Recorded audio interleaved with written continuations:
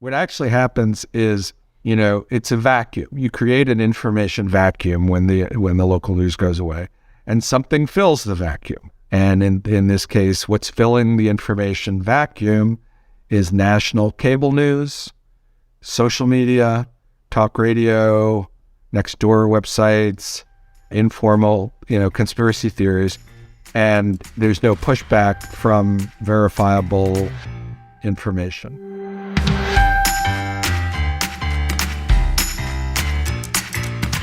Welcome to the Local News Matters podcast, where we explore pathways to stronger journalism, better businesses, and healthier communities. I'm Tim Regan-Porter, CEO of the Colorado Press Association. Each episode, I sit down with guests from newsrooms and others in the local news ecosystem to highlight the innovative work of local newsrooms and those that support them, as well as the crucial questions they face. You can support this work by doing something that will take you literally 5 seconds to do. In whatever podcast player you use, simply click follow. If you have 5 more seconds, click 5 stars in Apple Podcast. It means a lot, and that is all that we ask in exchange for all of the work that goes into this podcast. You can find all episodes, full transcripts, and relevant links, and sign up for our newsletter at localnewsmatterspodcast.com. And now this episode, I'm excited to bring you Steve Waldman, CEO and founder of Rebuild Local News. Steve has a long history of innovative and game-changing work in local and national news. Most recently, he was co-founder and president of Report for America, a national service program that has proved invaluable to newsrooms and communities across the country. He was also senior advisor to the chairman of the Federal Communications Commission, co-founder, CEO, and editor-in-chief of BeliefNet, national editor for U.S. News and World Report, and editor of the Washington Monthly. As you'll hear, Steve cares deeply about fostering healthy local news in every community, and his new focus is on using public policy to do so. It's an effort that I and my organization believe is crucial, and we've joined Rebuild Local News as steering committee members. Journalist advocating for public policy is something that doesn't come naturally to most journalists, and it's fraught with perils. But I contend that there's too much at stake to leave this important tool unused just because it's messy and we're uneasy. In this conversation, Steve guides us through these perilous waters and delivers arguments that are both reasoned and impassioned, and you'll get a little history lesson to boot. And now I bring you Steve Waldman. Thanks for joining me, Steve. Great to be with you.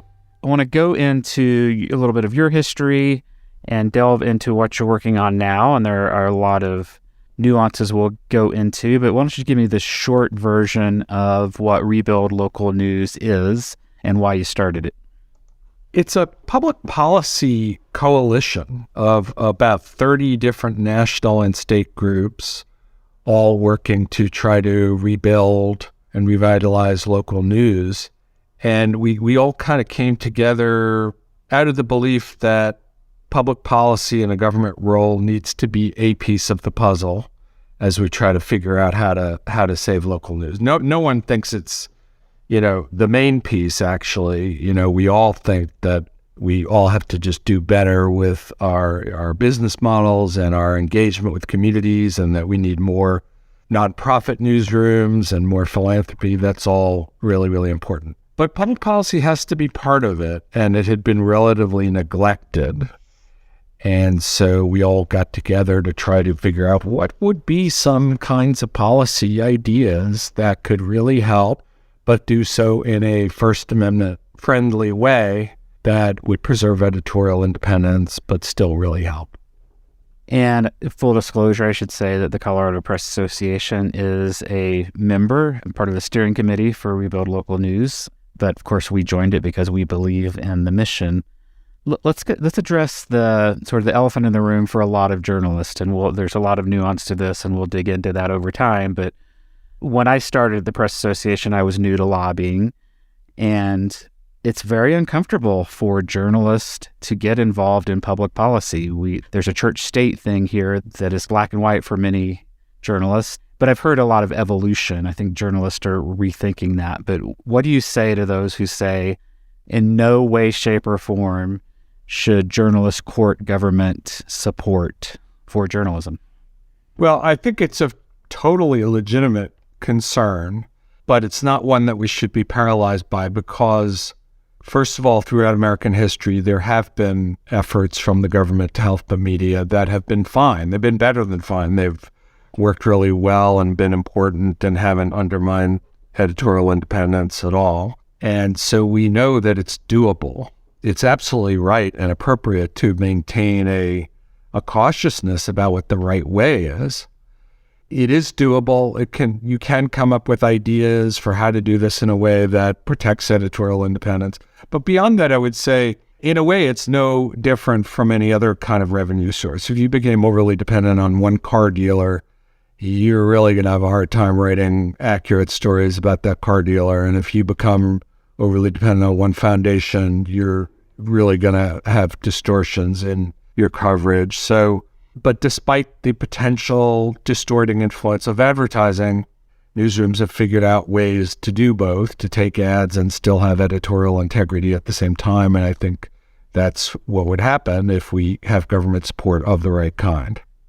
And I would even throw in there reader revenue, which I think the growth of reader revenue is healthy for the industry, but it's not without its downsides. I mean, do we start catering now to those who can afford to be members or pay subscriptions? That's a great point. I think we see this in other contexts where as you get more niche and more dependent on reader revenue, it can totally affect what your coverage is and make you less diverse, make you narrower in your articles.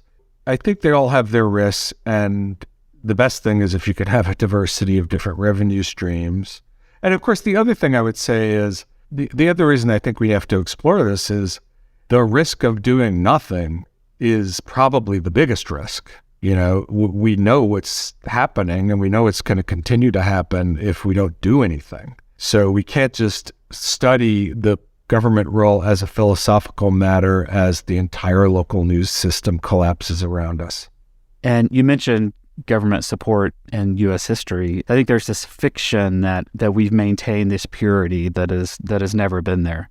Yeah, from literally day one of our country, one of the first big things they did was pass a massive taxpayer subsidy for newspapers. The Post Office Act of 1792, signed into law by President Washington, essentially created a very large subsidy for the newspaper industry. And it was in the form of basically they had to pay very little in postage for mailing. And it was interesting because the debate really was between people who said they should pay very little and people who said they should pay nothing. And in the camp of people who said they should pay nothing was James Madison, who literally wrote the First Amendment. So that gives some comfort to those of us who worry about the First Amendment. Is the guy who wrote the First Amendment then the next day advocated for a really significant taxpayer subsidy of newspapers. Now, it worked, by the way. I mean, it was really incredibly effective at helping to stand up a new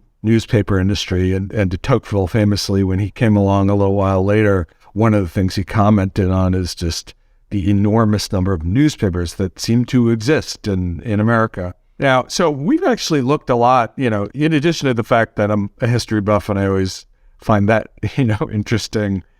Why did it work? Like, what were the characteristics of that made it not backfire? And I kind of think it's two things. The one was that there wasn't a lot of subjective judgments going into it about which newspapers were good or accurate or misinformation or anything like that. It was a pretty blunt instrument, really. It was a newspaper that pretty much had words and covered stuff and was on paper and was being mailed. And the policy was tied to the distance of the newspaper was traveling, not to anything about the quality or content of the newspaper. It was a penny if it was under a certain distance, and a penny and a half if it was over a certain distance. And that was it. And the other thing is that it benefited all sides. The Federalists back then thought the Jeffersonian papers were just as scurrilous and filled with misinformation that, as modern people would say about the media they don't like. And the Jeffersonians thought the Federalist paper were leading the way to monarchy. So they all hated each other's press as much as we do today. But they kind of thought, well, but we're getting our support. It's fine for them to get their support. That's the way this is going to work. We will all have our voices out there, and it will create this newspaper industry, which everyone agreed was really important for helping to launch and sustain a new country. Right. And government involvement with the press didn't stop there. I mean, FCC licenses broadcast stations who produce news, and at times we had the Fairness Doctrine and things like that impacted news. My industry, with print newspapers, which is not all we are, but that's predominantly what our association represents, we maintain public notices, which have been around for decades and decades. And, newspapers serve a valuable role in getting information out about the inner workings of government. And for some of those technical aspects, they pay us to disseminate that information. Right. And the FCC example is an interesting one because it kind of reminds us that sometimes government policy can be really important and impactful without it actually involving a subsidy. So the postal thing is a subsidy. The public notice is sort of a quasi-subsidy. I mean, it's not really a subsidy in that it's paying for a service, but, it is writing a check to the newspaper. The Federal Communications Commission's licensing of broadcast TV stations and other things they do are examples of public policy that have really big impacts on how media evolves, and certainly financial consequences, but without there being, the government writing a check. One example that was they made a decision when they were starting to give out licenses to do it to local stations. We try to take that for granted now, but that was a policy decision that they made that was actually different from what other countries were doing, which had national broadcast networks from the beginning. And we decided, no, we're going to emphasize the local control of everything. And so the actual broadcast licenses are given out to local TV stations and local radio stations. And that really affected how our media developed in profound ways. And so I think that's the other thing we ought to be looking at now is, yes, there are subsidies that I think are appropriate because public service journalism on the local level is a public good that taxpayers ought to help subsidize. But there's other policy decisions that indirectly and directly may help determine whether our democracy is strong or not and what kinds of information we have. Let's talk a little bit more about the state of the industry and why you think it's necessary to really turn your focus to public policy. Yeah, because it is really true that part of why I feel like upturning my attention to public policy is just how bad it's gotten out there and how discouraging the kind of big trend lines are. So as you know, the statistics for what's happened in the last 15 years or so are really alarming. The scale of the collapse is it's kind of mind-boggling even to me. You've had almost a 60% drop in the number of reporters or newsroom employees in less than 2 decades. I mean, that's a really big drop really fast. You had an 81% drop in the amount of advertising revenue that newspapers got in about a 2-decade period. I mean, that's much faster than like the coal industry's collapse. And that plays out in really very specific ways. There's been thousands of newspapers that have been shut down. There's about 1,800 communities at least that have no local news source at all. And then there's this whole phenomenon of what we call ghost newspapers, a lovely newly invented term to describe this new phenomenon, which is newspapers that still exist. They still publish words on paper, and they, tend to be filled with wire service copy and things like that. But they have very little, and in some cases, no actual local coverage. And there's a lot of those. There's one estimate is at least 1,000 of those. All that adds up to is that you just have less and less coverage of communities. So even in areas where there's something going on where it doesn't seem like a total desert, things have gotten way worse. And we know that there's really serious consequences of this. It's, we've seen intuitively, and now there's academic studies that back this up, that when in communities that don't have good local news, all sorts of social and civic indicators turn south. Lower voter turnout, less volunteering at the PTA, more corruption, higher taxes, lower bond ratings. It's over and over again, all these different things that lead to just less healthy communities, sometimes literally less healthy, as we saw with COVID, So, and then the last one I would mention is that there is now evidence that the decline of local news also causes polarization and misinformation. That's maybe it takes a little explaining, like why would that be the case that the decline of local news would lead to polarization?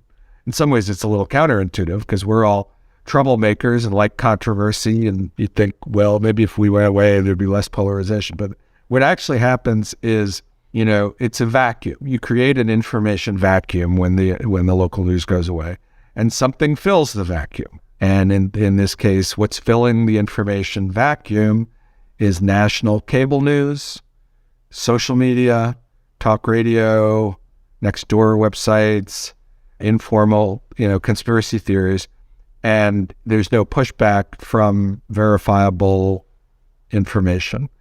So one of the ways that political scientists try to get at polarization is to look at the proclivity of people in any given community to occasionally do split ticket voting, vote for someone who's not their preferred party. And that's another thing that happens. So when you have less local news, you literally have less split ticket voting. It becomes more partisan, more based on what you heard on cable news that night.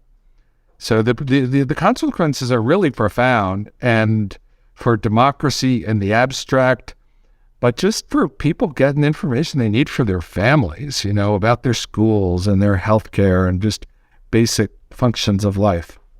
And you are careful, I think, intentionally careful to continually refer to local news, because one of the things I think sometimes gets lost in the national discussion of media is all the distinctions. I mean, what Fox News and CNN and MSNBC is doing is very different than what the New York Times is doing, and that's very different than what the Denver Post or a small weekly is doing. And the Knight Gallup poll showed historic lows in trust in media, news media, but local news was much higher. And sometimes I think we're just very sloppy in how we talk about news. I see people complaining about the news media not covering something, and they're linking to a story talking about that very thing. And what they mean is they're not talking about it on CNN, or their friends are not talking about it on Facebook. But can you expound a little bit about sort of your interest in local news versus everything else that sometimes gets lumped in that discussion? That's a really important point, and it cuts both ways. Like I often see people say the media is too opinionated or the media is biased, and 9 times out of 10 they link to a national cable TV story.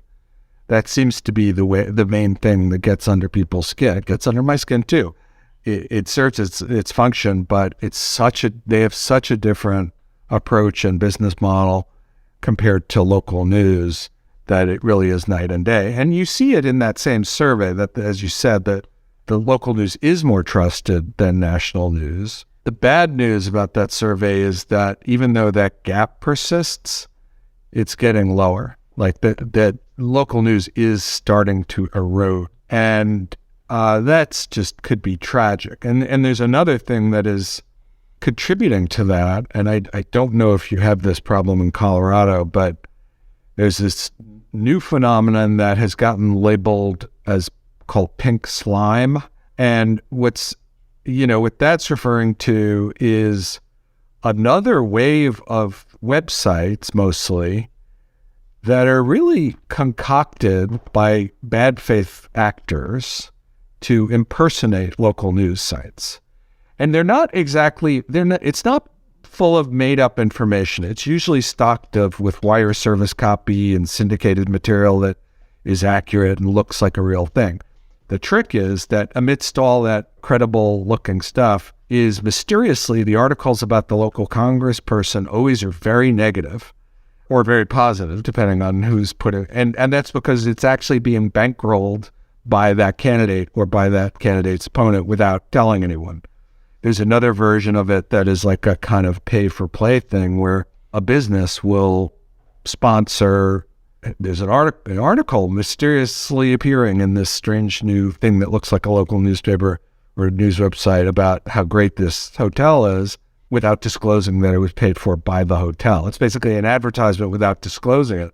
There's last count, there's more than like 1,400 of these things around the country. And so I think the other reason I feel like this is a race against time and why we need to be assertive about this, including government, is that the other thing that's flooding into these vacuums is pink slime sites.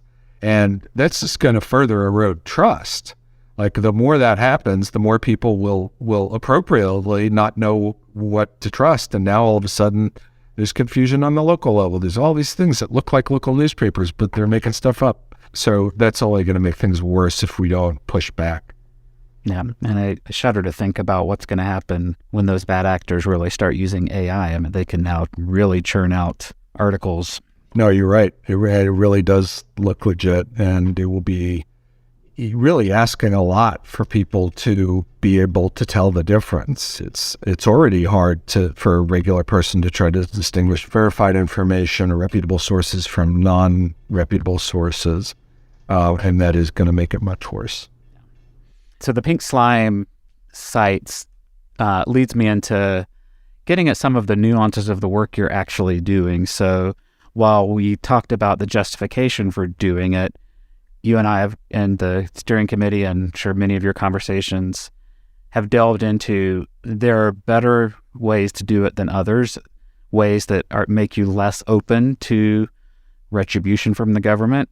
And on the flip side, you also want to make sure that you're targeting good actors or minimizing the number of bad actors that can benefit from the public policy initiatives. Can you talk about sort of both of those aspects? Yeah, and those goals are sometimes at odds or at tension with each other. So I'll give an example of one extreme would be you have a government agency give out grants to local news organizations. Now, the good news is there could be someone sitting there in the office who could tell whether it's a pink slime site, that they would be able to determine that and knock out the pink slime sites. But we really don't like that approach because it gives way too much authority to someone in the government and it has too much discretion. And so it would be very easy to see how the state government could reward and punish local news organizations that they like or don't like. So we tend to prefer things like a tax credit for small businesses in Colorado that advertise with local news. That's an idea that I think you all have proposed, and it's been kicked around in other states. That's an interesting example. It's kind of it's a sort of new approach. It's creative, and so the idea is that the tax credit, the government benefit, would actually go to a small business, a dry cleaner or a restaurant or something like that, and they would decide where they would like to advertise, whichever entity makes most sense for them. And then there'd be a real subsidy. So like if they were gonna do $2,000 worth of advertising, they would essentially be able to get $4,000 worth of advertising with the government picking up the other half. And I kind of like that because first of all, there's no government official deciding who gets what. It's basically small businesses making the decision based on their needs. And I also like it because the newspaper still has to work for it. They still have to deliver for the advertiser. They have to be good. They have to be good enough to have readers that trust them. That's part of the argument for why, a business ought to advertise in a newspaper is that you have a trusting readership and that you have credibility. So it creates some nice incentives and really avoids the First Amendment problems.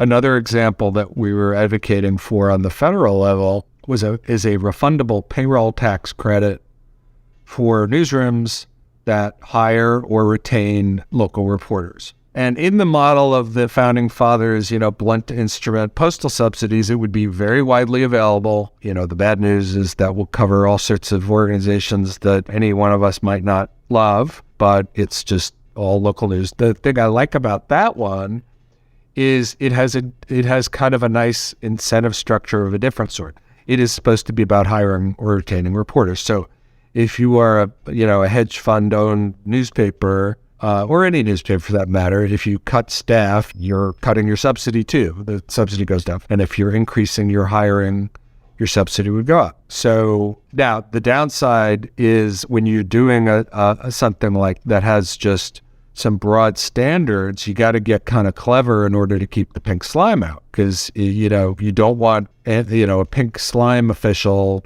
being in charge of just knocking out. You want to try to create objective standards.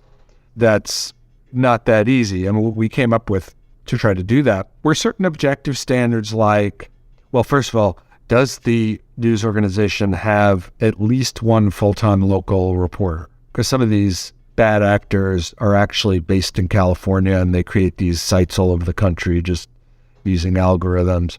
So do you have a local reporter? Do you disclose who owns you? Do you have media liability insurance? That's not foolproof, but generally good operations do have it. So we put in things like that. Oh, and that you couldn't be owned or financed by a political action committee. That was another standard. So you try to get at the risks through kind of objective black and white standards that have as little subjectivity to them as you can.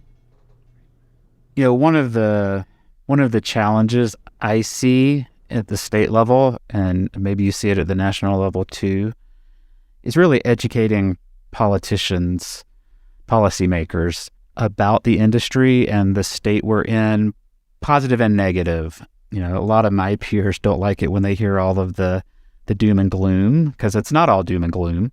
I think, we can't stick our head in the sand either.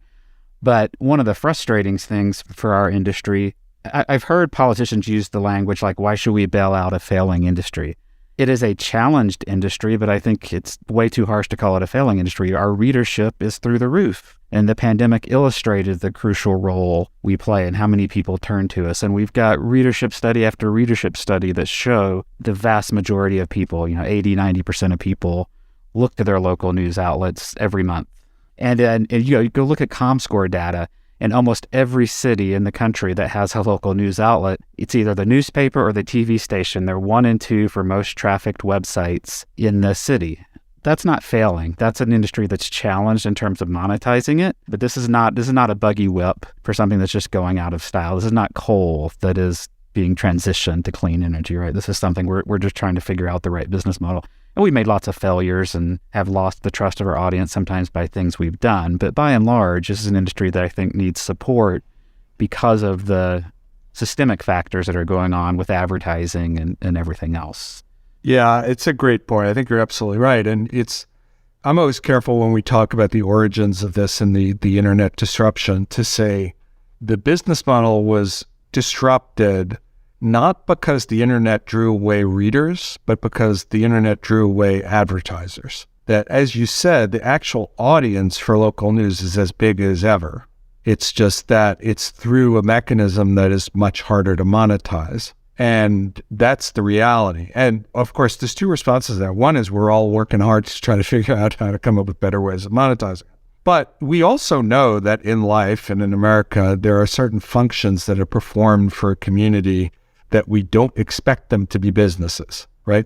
Schools and colleges are nonprofit organizations. And we don't say, well, that's a failed model. We shouldn't have schools because they're not paying for themselves. And most hospitals at this point are nonprofits. We don't say, well, that's a failed business model.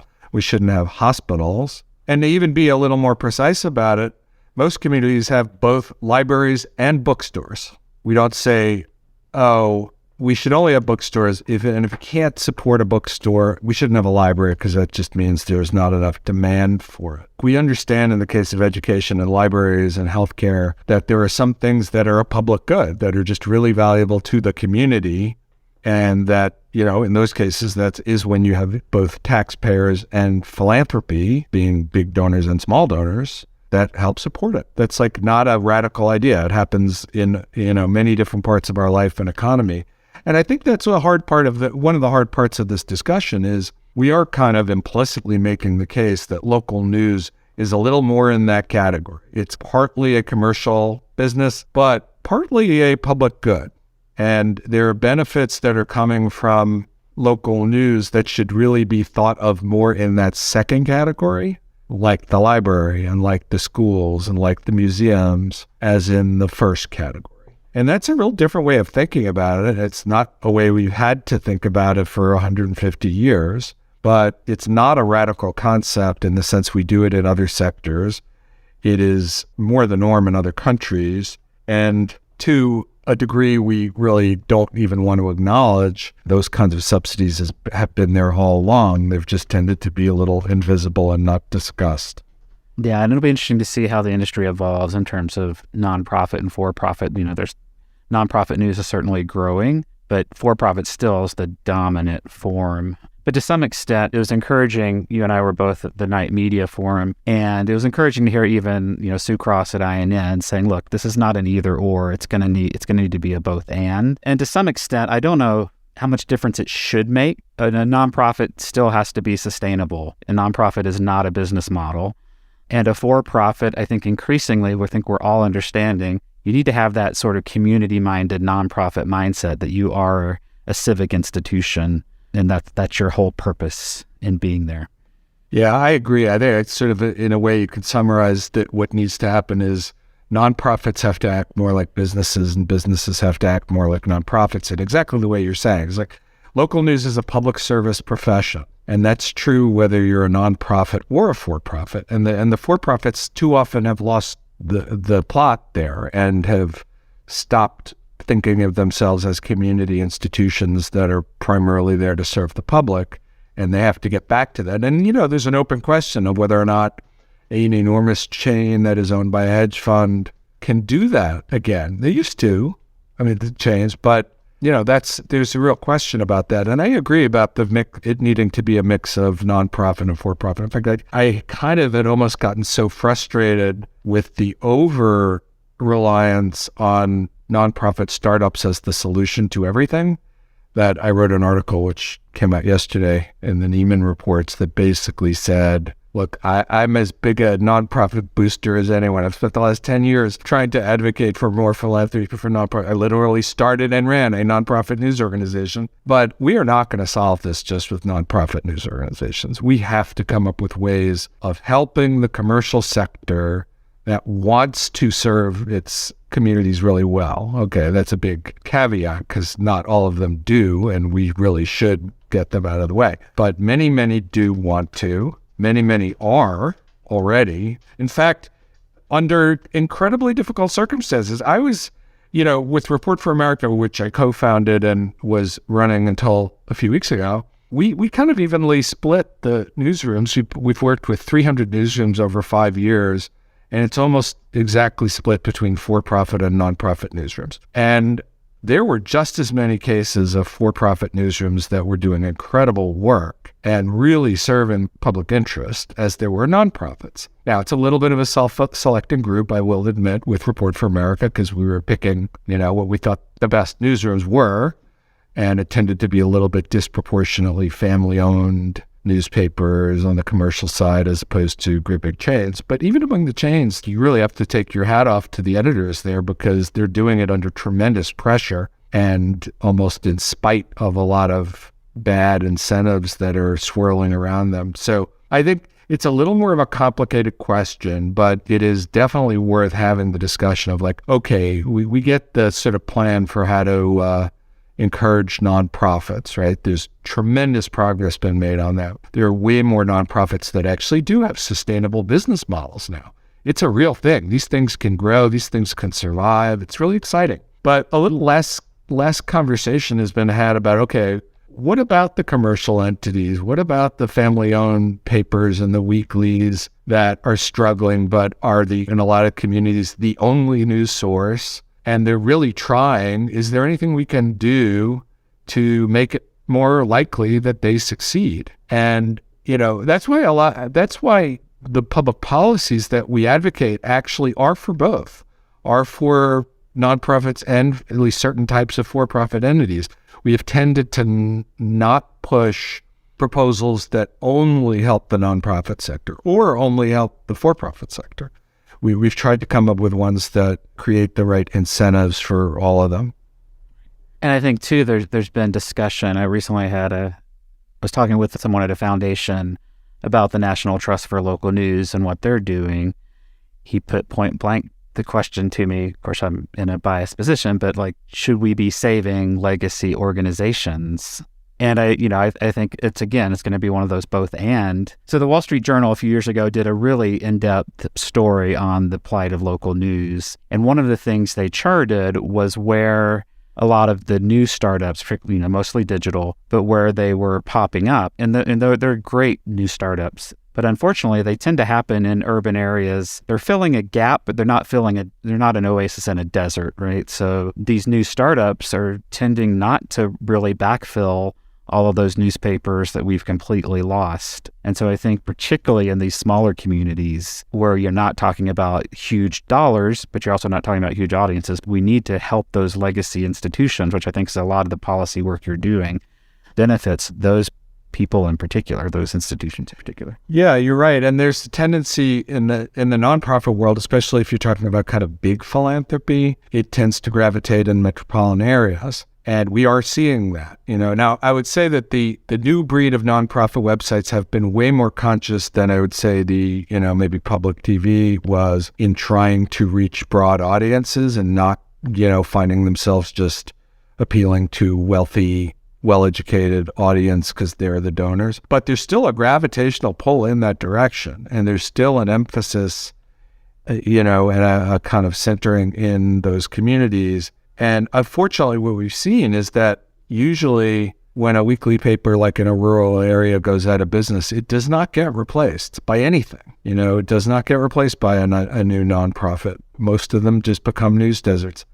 And this is a bit of a, blunt instrument, but if you look at the counties in America that have no news source at all, so there's a few hundred of those, 93% of them are population 50,000 and below. I'd have to run the numbers on, even smaller population, but I think it would hold up even if it was at 20,000. So in other words, the news desert phenomenon probably disproportionately hurts smaller towns and rural areas. And, this actually kind of comes back to a political point, which is it's really, really important to us that any effort to help save local news be nonpartisan and bipartisan. It would be a very bad development if this just became like a Democratic Party thing, Democrats helping the media and Republicans opposing that. And you could totally see how that might happen. But A, that would further erode trust. But B, this is something which is that the victims of this problem are just as often, if not more often, conservatives.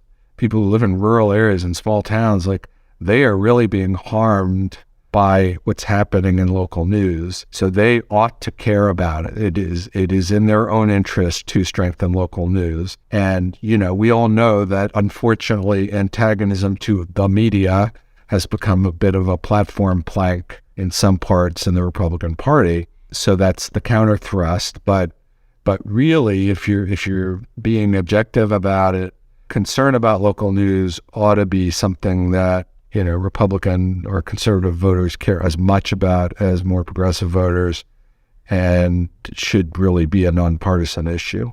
Yeah, there has been a lot of talk in journalism circles about underserved audiences, but I think we're still not doing a good job at addressing the rural issue. But we also cannot leave this discussion, I think, without talking about ethnic media.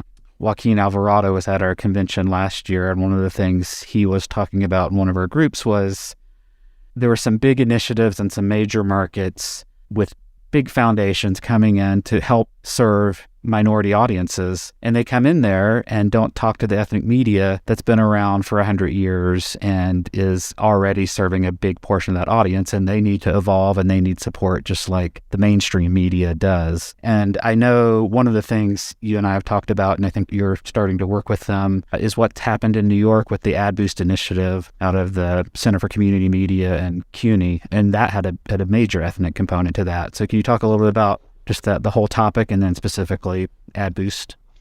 Yeah, and I definitely agree with the point that Joaquin made, and it comes back to the previous conversation about nonprofits and for-profits. Most ethnic publications are for-profits. So if you're someone who says, no, we need to move to an entirely nonprofit system, whether you admit it or not, you are saying we're going to get rid of Black newspapers and Hispanic newspapers, because that's what they are. And in some cases, they were quite literally created by formerly enslaved people as for-profits because they thought that was the only way they would be able to truly maintain independence. So it's not a minor point that they are for-profit businesses for a reason, and they are just as committed to serving their public as a nonprofit version is. So what they did in New York City is really interesting. They basically said, we're not asking for new money. We're just saying the government of New York City already spends a bunch of money on advertising, public service ads, things like that. Anyway, it's got a lot of money. And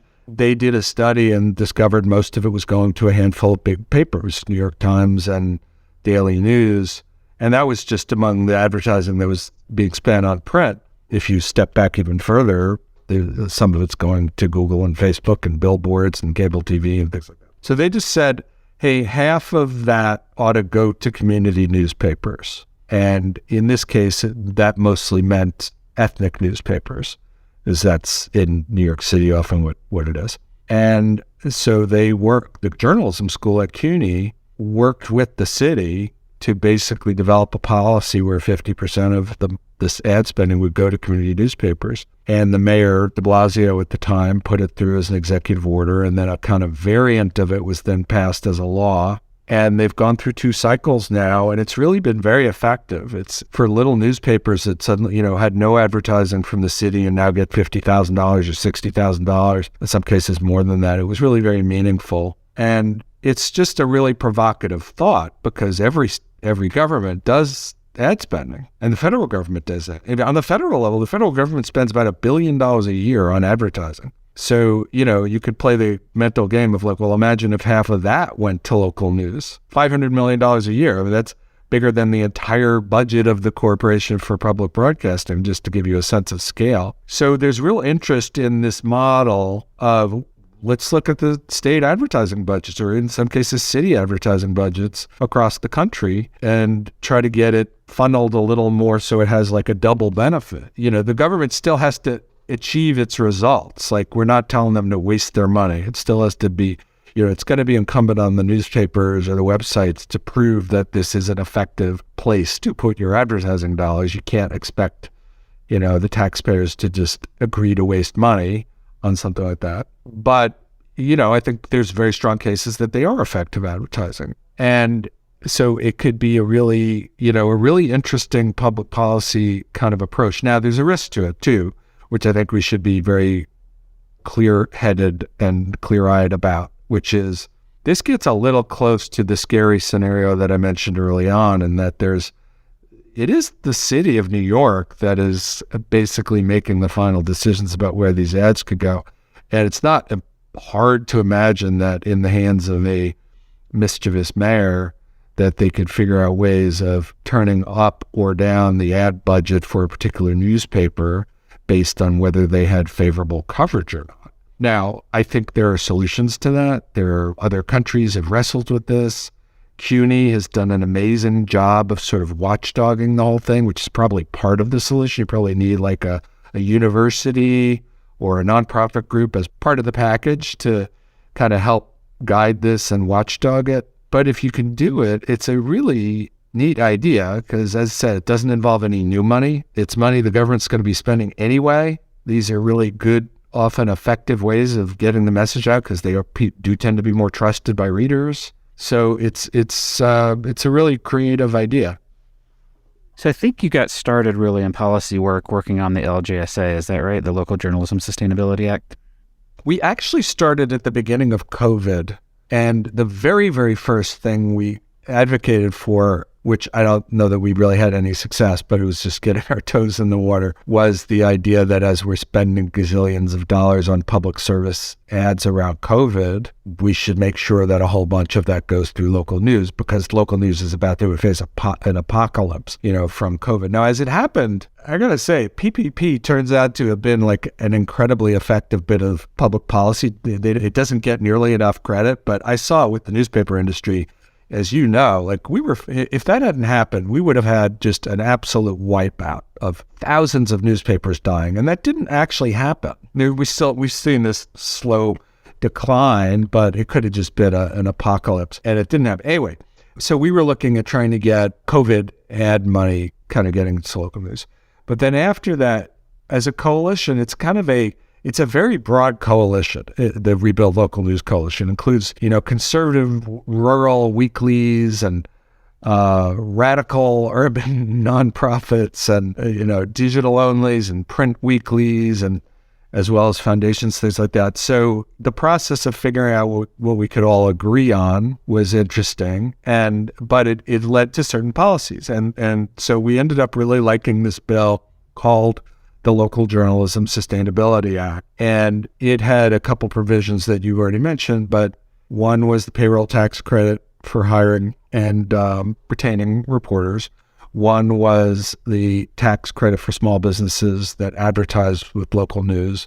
And the third was a tax credit for consumers to buy subscriptions or donate to local news organizations. So you can see a pattern there is that it often is amplifying the buying power of a consumer or a business. It's not a kind of grant-making process. And we got just painfully close on one of those. The payroll tax credit actually passed the House of Representatives and came within 2 votes in the Senate as part of the reconciliation bill. And it would have been really a very big deal. It would have been $1.7 billion over 5 years, which I think would have made it the largest federal government infusion of support since the Postal Act that President Washington signed. But it didn't quite get through. And now the House of Representatives, having turned Republican, we're thinking that it's probably not a high odds bet on the national level. So we are really focused on state and local policymaking right now. And that was where I was hoping you would go with that. So how do you see, what are the opportunities you see at the state level, and how do you see your work being different with a more state-focused effort? So it mostly is a kind of similar menu of policy options. When the federal bill went down, we started getting calls or emails from people around the states like you and folks at other states saying, if the federal government's not going to do it, maybe we could do it here in Colorado or Wisconsin or Massachusetts. So, in Wisconsin, there's a bill currently before the legislature that would do the tax credit for small businesses that advertise in local news. You all in Colorado kicked that around a little bit last session. And different places are trying different things. In California, they gave a big allotment of $25 million to the journalism school at Berkeley to create a fellowship program for journalists into local newsrooms. Massachusetts bill, they're looking at doing a credit for subscriptions. And then, as you said, New York City and other places are looking at taking the government ad spending. And, what's going to fit any given state will depend on the politics. It'll depend on the structure of their government. Like one state said, yeah, we'd love to do the tax credit. And I think our role, the Rebuild Local News Coalition, will be to come in and support local efforts. It needs to have, I think, to succeed, it needs to have strong local leadership, whether that's a press association or a community foundation or just a group of, publications that are really grabbing the issue. And then we will come in and work with them. We have the kind of policy expertise and background, and we see what other states are doing. We see, what's tripped up these laws over here, or what the questions from the financial analysts were over there, and here's a possible solution. And in some cases, we'll provide staff help. And then the other thing we'll do is that we have this national coalition. So the local members in a particular state from the Weekly Newspaper Association or from the Lion, which is the digital hyperlocals, we will help mobilize them to work with the local press association or whoever's taking the lead to try to get something through. So I want to end with rapid fire questions, but I want to do 2 things before we do that. First, which you just referenced, there's an alphabet soup of organizations that support newsrooms. At the national level, some focus quite a bit on legislative policy. So what do you see the distinction between what you're doing and what a News Media Alliance, an LMA, America's Newspaper, some of those organizations focus on, and how do you work together? Well, one answer is that our coalition, the center of gravity is medium and small-sized players. So we work often with the News Media Alliance, which tends to represent the big newspaper chains. There definitely is a lot of things we agree on, but we wanted to have an organization where the emphasis and the focus was on helping medium-sized players, small players, innovators, startups, and also that was platform agnostic. We really want to be very future friendly. So I think that's the big difference. And honestly, there are some policies that we advocate that some of their members don't like. And specifically, we prefer policies that counter the consolidation of newspapers owned by private equity firms. We just don't think that's a good trend, and we would rather stop it from happening more. And if anything, if there are ways of kind of deconsolidating and replanting some of those papers back into the communities, we like that. So that's an area where we actually have a little bit of a philosophical difference. But I will say on a lot of stuff, we end up working together because there's all sorts of things we agree on. Like the News Media Alliance supported the Local Journalism Sustainability Act. It wasn't their main priority. They were focused on there was a bill to try to force Google and Facebook to pay money to local newsrooms. That was their priority. But we all agree on things like shield laws and efforts to make it easier to file freedom of information requests. There's a lot that we all agree on, but I think on these business model questions, there's a little bit of a different emphasis. And then last question before the rapid fire questions. As you said, you've been working in the policy arena since COVID, and you are now have formed Rebuild Local News Coalition as its own nonprofit, and you're stepped back from Report for America and are on the advisory board there. As you look back at your time there, 5 years, I think you said, what are you most proud of? And what do you think the lasting impact will be? And where do you hope it goes? Oh, God, I'm incredibly proud of Report for America. I was the co-founder of Report for America, but I proposed the idea back in 2014 and took a while to get off the ground, find a home for it and support.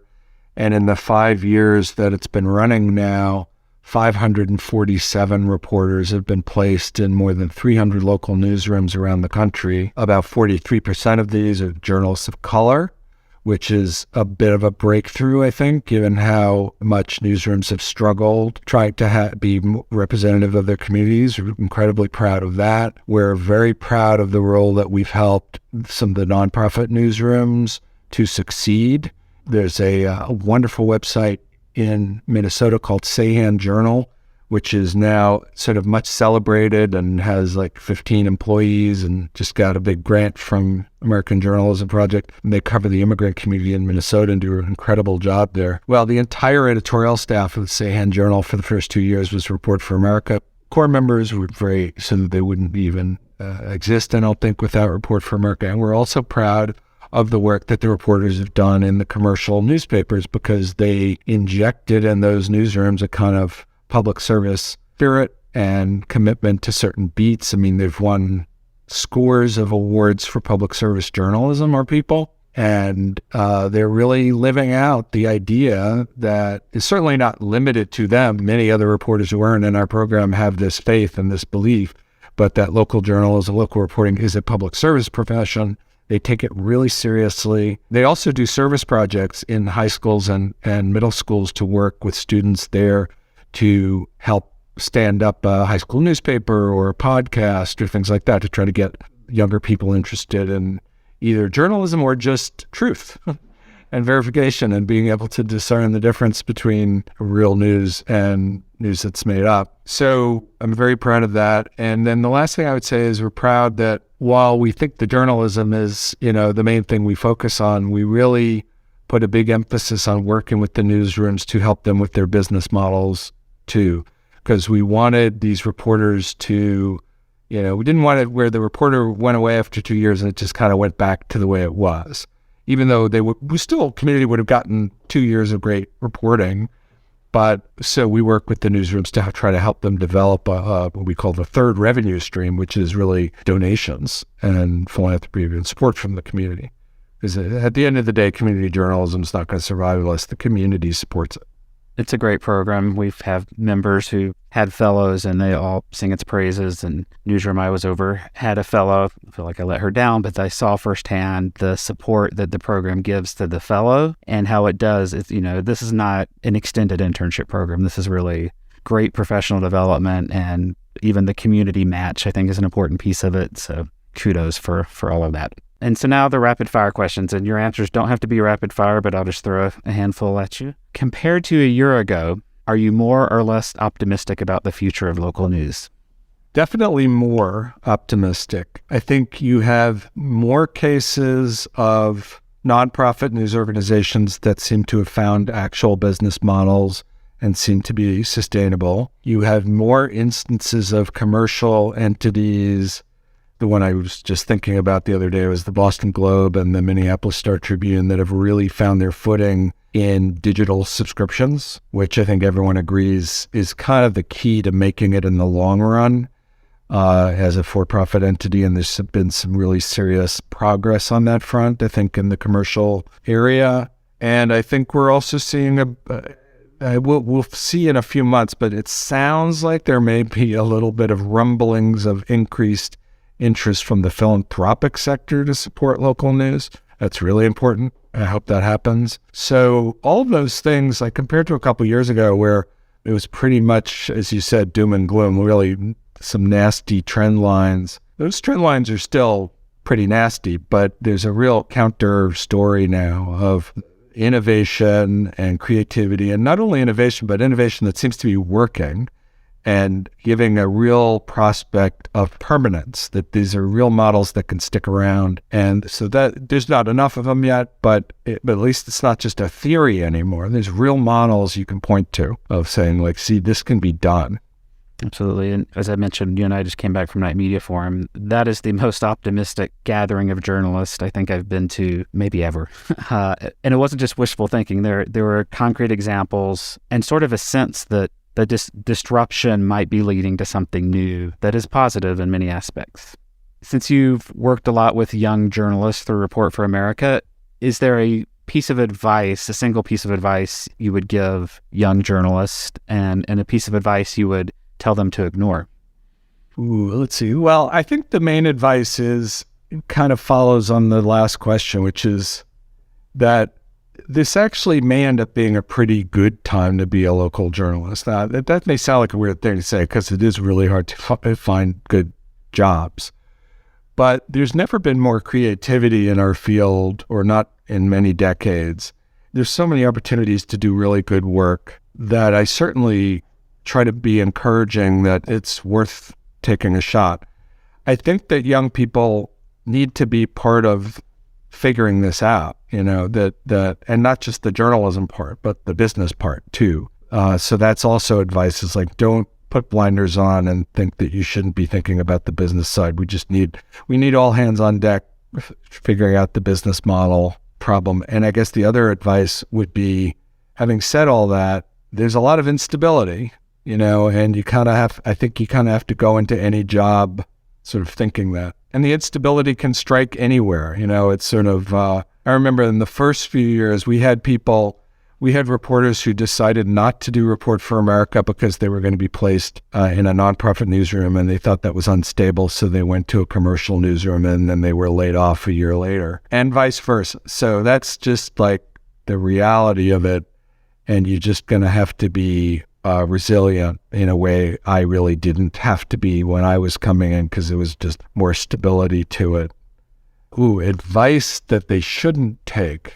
I guess, boy, I'm going to get in trouble for this, but I guess the advice that there's no such thing as objectivity is advice I would not take. Not that I think objectivity is like an attainable goal, but the notion of intellectual honesty as a guide star for journalism and journalists, I definitely still believe in. And there's a little bit of a fad toward, I guess, advocacy journalism, which definitely has its place. Like in fact, you have worked at advocacy journalism organizations. There's a real role. But I think in the local news space, what we really need to do right now is reestablish trust with the readers And that's going to require us being really scrupulously fair-minded in how we approach stories. And just to build on your business point, because I feel like my description of the Knight Media Forums would be incomplete without pointing out it wasn't really just a gathering of journalists. It was business leaders, it was community leaders, community foundations, libraries, things like that. And one of the things that I think was very notable was a lot of the success stories we were hearing was because they were getting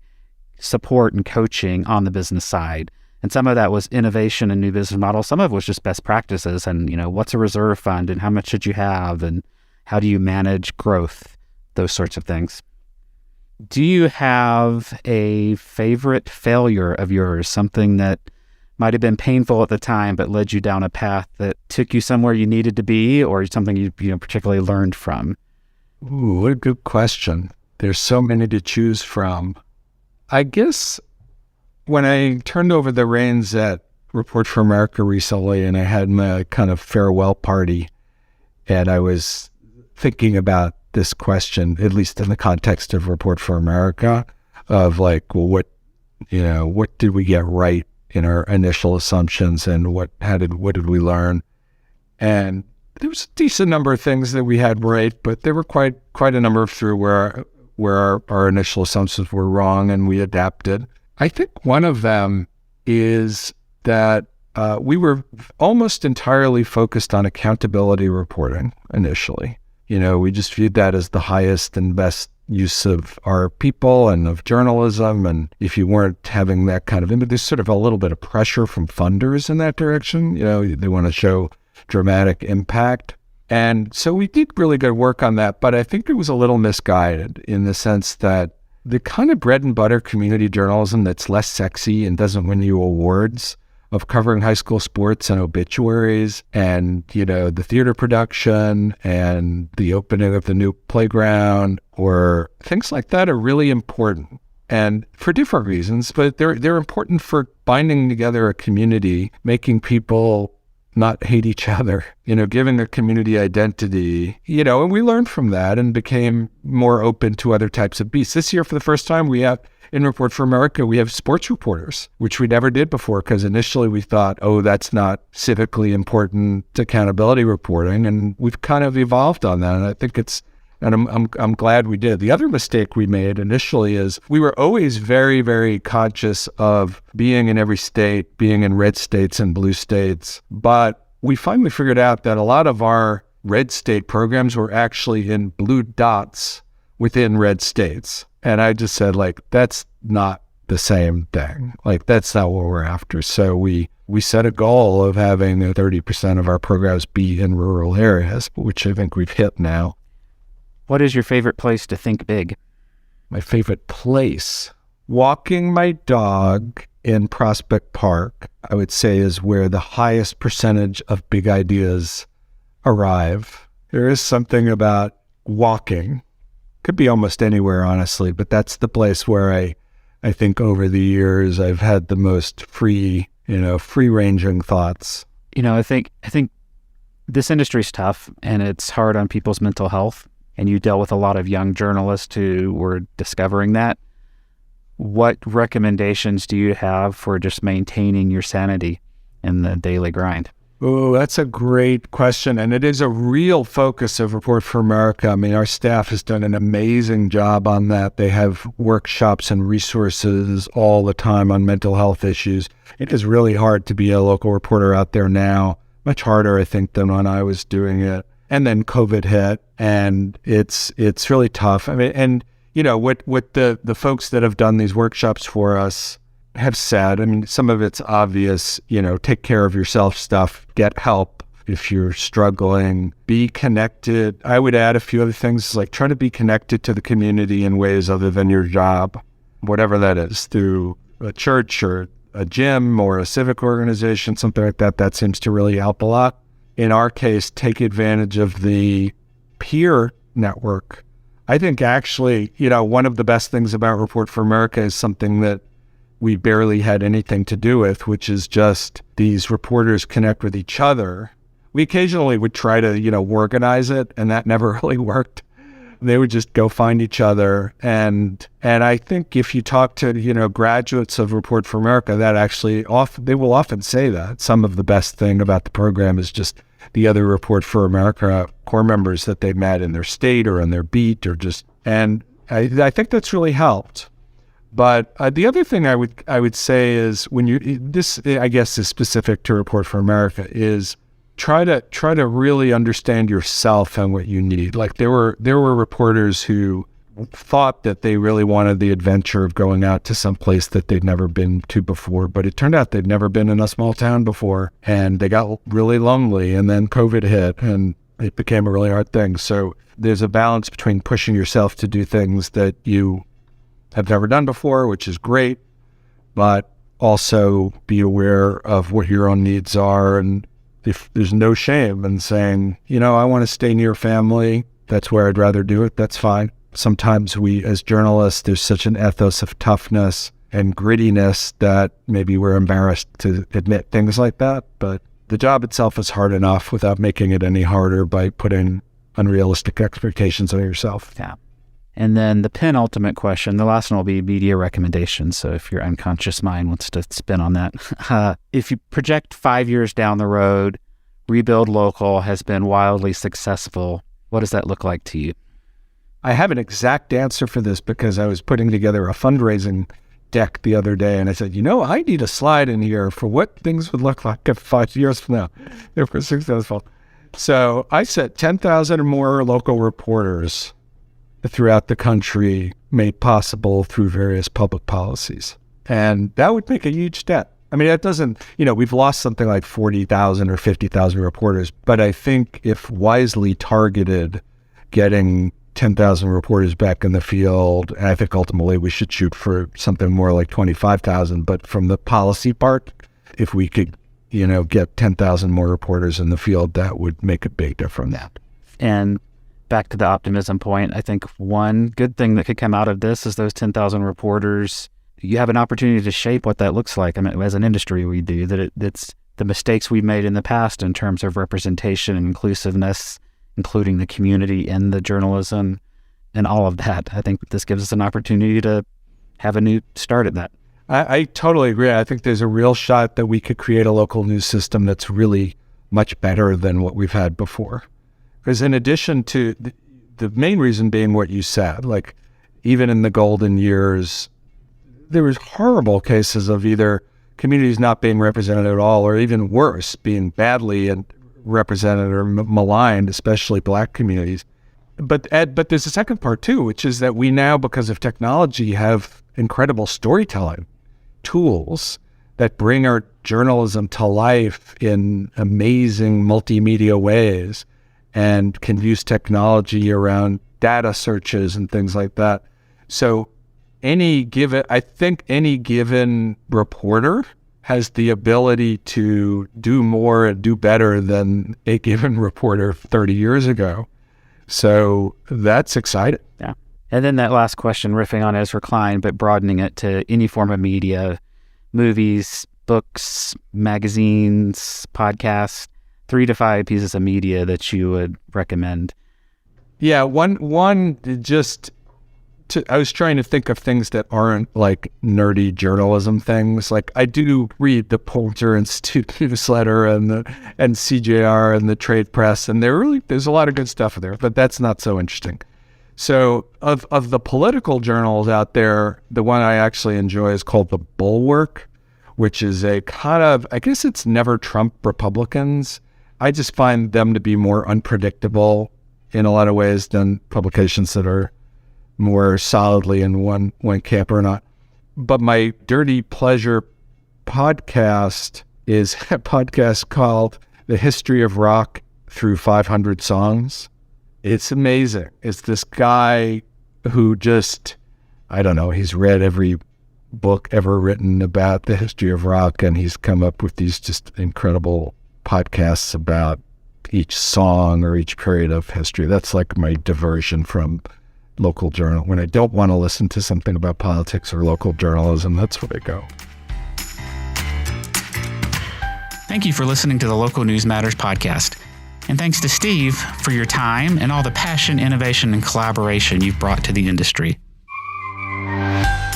Check back next episode for my conversation with Dave Perry and Joaquin Alvarado, who will discuss their effort to apply the Green Bay Packers model of community ownership to the Aurora Sentinel. A final thanks to our production partners at Pirate Audio. Pirate Audio believes every community deserves great things to listen to, and they are on a mission to help their local newsrooms reach their communities via audio. If you're interested in starting a podcast or need production support, let me know and I'd be happy to connect you. If you like this episode and what we're doing more generally, please follow in your favorite podcast app, leave us a 5-star review in Apple Podcasts, and tell your friends about us. I appreciate the support. You can find past episodes, full transcripts, and relevant links, and sign up for our newsletter at localnewsmatterspodcast.com, or for lazy typists like me at lnmpod.com. You can also follow us on most social media at lnmpod. If you have recommendations of others doing interesting and innovative work in local news, let me know through the contact form at the website lnmpod.com.